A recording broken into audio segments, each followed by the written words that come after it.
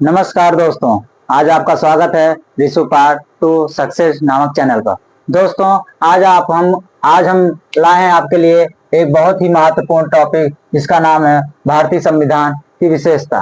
दोस्तों, इस भारतीय संविधान की क्या विशेषता है, कैसे यहाँ पे इतना त्याग समर्पण करने के बाद हमारे पास एक स्वायत्त भारतीय संविधान की संरचना होती है। दोस्तों हम यहाँ पे देखते हैं हमारी भारतीय संविधान जो है वो दुनिया की सबसे लंबी भारतीय संविधान है जो लिखित भी है।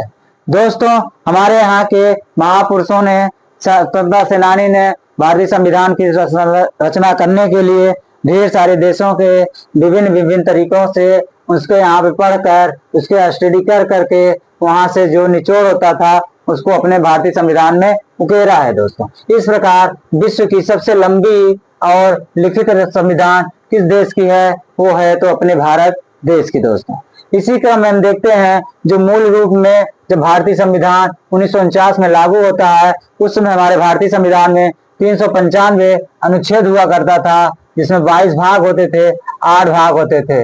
दोस्तों, यहाँ पे 8 भाग होते थे, जिसमें से यहाँ पे 8 भाग नहीं, 8 अनुसूचियां हुआ करती थी, जिसमें से क्या होता था आज के समय में, वर्तमान समय में यही चीजें बदल कर 395 अनुसूचियां बिकम कितने हो गए, 495 अनुच्छेद हो गए हैं। यहाँ 22 भाग रह गए हैं और 12 अनुसूची हो गए हैं। दोस्तों, इसी भारतीय संविधान के विकास के क्रम में हम देख रहे हैं वर्तमान में 495 अनुच्छेद हैं, 22 भाग हैं, 12 अनुसूची हैं। दोस्तों, हमारा भारतीय संविधान ना तो ज्यादा कठोर है ना तो ज्यादा लचीला है, ये मिला जुला हुआ है। इसलिए हमारे भारतीय संविधान में क्या कहा जाता है, हमारा भारतीय संविधान कैसा है, मिला जुला है। मिला जुला होने का मतलब है ना तो हम इसको संविधान जैसे अन्य देशों में ऐसा है संविधान का संशोधन करने की प्रक्रिया बहुत ही कठिन होती है, कुछ देशों में बहुत ही आसान होती है।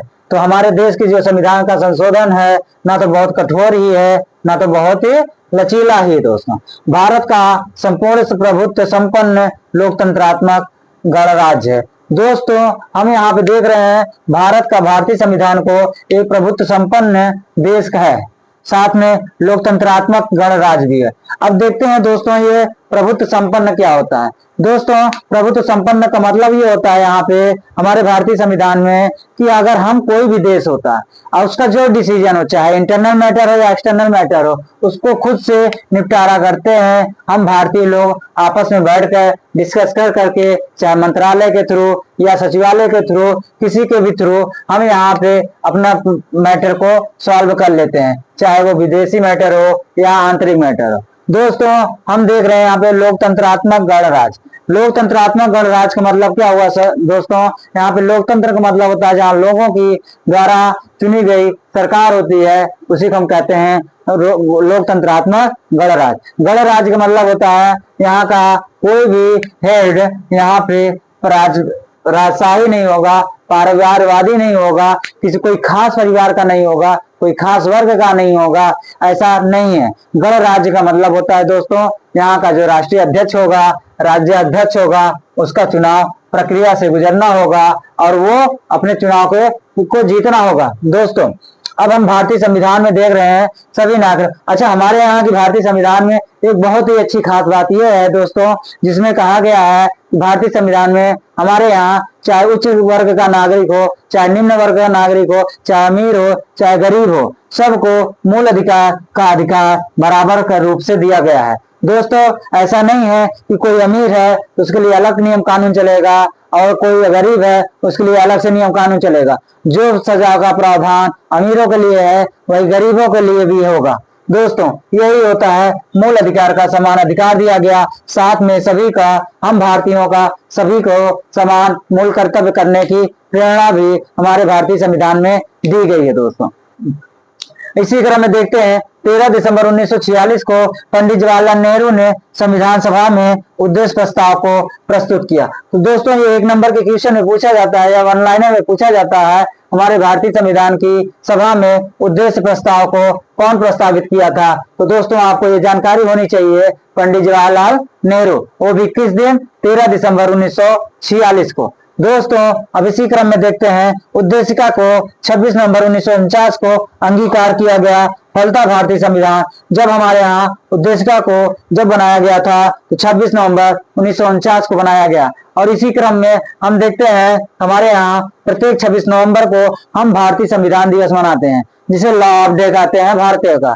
भारत को भारतीय संविधान कब मनाया जाता है? तो दोस्तों आपको ये याद होना चाहिए कि यहाँ पे 26 नवंबर 1949 को हम अपने भारत का भारतीय संविधान दिवस मनाते हैं, क्योंकि इस समय इसी दिन हमने उद्देशिका को क्या किया था? अंगीकार किया था दोस्तों। अब इसी क्रम में देखते हैं 26 नवंबर 1949 को ही हमारे यहाँ बहुत ही महत्वपूर्ण विषय जोड़ा हुआ था, अंगीकृत हुआ था, जिसमें होता है नागरिकता, होता है निर्वाचन प्रक्रिया होती है, अंतरिम सरकार होती है, इससे अंतरिम संसद होती है, जिसकी स्वीकृति कब मिलती है? 26 नवंबर 1949 को दोस्तों। अब देखते हैं इसी क्रम में देखते हैं दोस्तों 26 जनवरी 1950 को हमारा भारतीय संविधान पूरी तरीके से लागू हो जाता है दोस्तों। हमारे यहाँ 26 जनवरी 1950 को भारतीय संविधान पूरी तरीके से लागू होता है। अब हम देखते हैं भारतीय संविधान को बनाने में हमारे यहाँ 2 वर्ष 11 माह 18 दिन लगा है दोस्तों। किसके द्वारा लगा है? भारतीय संविधान के निर्माता डॉक्टर भीमराव अम्बेडकर जी ने क्या किया? विश्व भर के, दुनिया भर के सभी संविधान के उच्च बिल्कुल आत्मा को निचोड़ करके, छांट करके बनाए, जिसमें इतना समय लग गया 2 वर्ष 11 माह 18 दिन। अब हम यहाँ पे एक शब्द ये भी पूछा जा सकता है, एक बार यूपीएससी के क्वेश्चन में ये पूछ लिया कि हमारे भारतीय संविधान में कितने शब्दों का प्रयोग किया गया है दोस्तों, तो हम यहाँ पे कह सकते हैं 1,17,369 शब्द का प्रयोग किया गया है दोस्तों। हम यहाँ पे देख रहे हैं ना, अपने संविधान का निर्माण कितने दिन में हुआ? 2 वर्ष 11 माह 18 दिन में। और कितने शब्द का प्रयोग किया गया है? 1,17,369 शब्दों का प्रयोग किया गया है दोस्तों। आइए हम आपको अपनी भारतीय संविधान की प्रस्तावना की तरफ लेकर चलते हैं, जिसमें ये कहा गया है कि क्या क्या बातें का निचोड़ किया गया है। जिसमें देखते हैं हम भारत के लोग, ये जो है ये शब्द है हम भारत के लोग, वी आर द इंडियन। दोस्तों हम यहाँ पे देख रहे हैं ये इसका जो भाषा है ये कहाँ से लिया गया है? अमेरिका से ये शब्द का गणना की गई है, जिसे हम कहते हैं हम भारत के लोग। भारत को एक संपूर्ण प्रभुत्व संपन्न समाजवादी तंत्र निरपेक्ष लोकतंत्रात्मक गणराज्य का हम यहाँ पे देखते हैं भारत को एक संपूर्ण प्रभुत्व संपन्न मतलब मैंने आपको बता चुका हूं दोस्तों। समाजवादी मतलब क्या होता है? यहाँ हम समाज के हित की बात करते हैं दोस्तों। तंत्र निरपेक्ष मतलब होता है हमारे राष्ट्र में किसी का भी कोई भी धर्म हो, सबको बराबर अधिकार मिलेगा, कोई विशेष धर्म को प्राथमिकता नहीं दी जाएगी। अब यहाँ हम देखते हैं दोस्तों समाजवादी पंथ निरपेक्ष का मतलब ये हमारा किस देश से लिया गया है?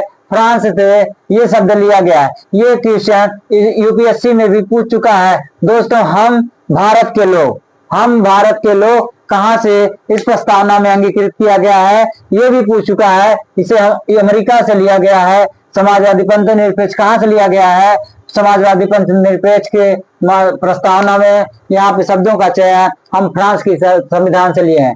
अब देखते हैं लोकतंत्रात्मक गणराज्य भी बता चुके हैं दोस्तों। अब इसी क्रम में आते हैं, देखते हैं यहाँ पर समस्त नागरिकों को सामाजिक, आर्थिक और राजनैतिक न्याय। अब दोस्तों देख रहे हैं हमारे यहाँ 3 प्रकार की न्याय, हमारे संविधान प्रस्तावना में 3 प्रकार की न्याय की बात की गई है दोस्तों। कौन सा? सामाजिक न्याय की, आर्थिक न्याय की और राजनैतिक न्याय की। दोस्तों हम देखते हैं कि हमारे यहाँ समस्त नागरिकों को, भारतीयों को 3 न्याय दिया गया है, सामाजिक न्याय, आर्थिक न्याय और राजनैतिक न्याय। अब इसी क्रम में देखते हैं दोस्तों जो स्वतंत्रता दी गई है, कितने प्रकार की स्वतंत्रता दी गई है? हमारे भारतीयों को 5 प्रकार की स्वतंत्रता दी गई है, जिसमें से क्रम से एक वैचारिक स्वतंत्रता होती है, अभिव्यक्ति स्वतंत्रता होती है, विश्वास से भरा हुआ स्वतंत्रता होती है, धर्म की स्वतंत्रता है और उपासना की स्वतंत्रता है। दोस्तों ये स्वतंत्रता हमारे भारतीय संविधान के भारतीयों को एक बहुत ही महत्वपूर्ण स्टेप देता है, जिसमें उसको वैचारिक स्वतंत्रता होती है, अभिव्यक्ति की स्वतंत्रता होती है, विश्वास की स्वतंत्रता होती है, धर्म की स्वतंत्रता होती है और उपासना की स्वतंत्रता होती है। अब दोस्तों हम देखते हैं, इसी क्रम में आगे बढ़ते हैं। जो हमारे पास समता की बात करता है, जो हमारे यहाँ इक्वलिटी की बात करता है, बराबर की बात करता है, वो है एक प्रतिष्ठा की समता और अवसर की समता। अब यहाँ पे देखते हैं दोस्तों, ये जो समता होती है, समता का मतलब होता है सभी को बराबर नजर से देखा जाएगा। कोई ना तो यहाँ पे ऊंचा होगा, ना कोई नीचा होगा। व्यक्ति की गरिमा को हम एक रूप में देख रहे हैं। व्यक्ति की गरिमा हमारे यहाँ उसको सुचारू रूप से चलनी चाहिए। दोस्तों इसी के क्रम में हम देखते हैं, इसकी अखंडता भी एक है। राष्ट्र की एकता व अखंडता एक ही सुनिश्चित की गई है। हमारे भारतीय संविधान को 26 नवंबर 1949 को मिति मार्गशीर्ष शुक्ल सप्तमी, देखो शुक्ल पक्ष में हमने यहाँ पे भारतीय संविधान को अंगीकृत करते हैं और 2006 में विक्रमी संवत में हम इसको एडॉप्ट करते हैं, अंगीकृत करते हैं। दोस्तों इस प्रकार से हमने आपको बताया भारतीय संविधान की क्या क्या विशेषताएं हैं और भारतीय संविधान की प्रस्तावना में कहां से क्वेश्चन बनते हैं। इसको आपको अच्छी तरीके से याद करना रहेगा और तैयारी करके ही यहाँ से अच्छे नंबर का स्कोर किया जा सकता है। दोस्तों अब हम बात करते हैं यहाँ पे भारतीय संविधान के, यहाँ पे जो समितियां, विभिन्न समितियां बनी हैं, वहां पे हम देखते हैं जो समितियां हैं, समिति बने हैं, अध्यक्ष बने हैं। दोस्तों अब देखते हैं यहाँ पे जो संचालन समिति है, संचालन समिति के अध्यक्ष कौन होते हैं? डॉक्टर राजेंद्र प्रसाद। दोस्तों अब इसी क्रम में हम देखते हैं संघ संविधान समिति, जो पंडित जवाहरलाल नेहरू होते हैं, इसके कौन होते हैं? संचालन समिति होते हैं।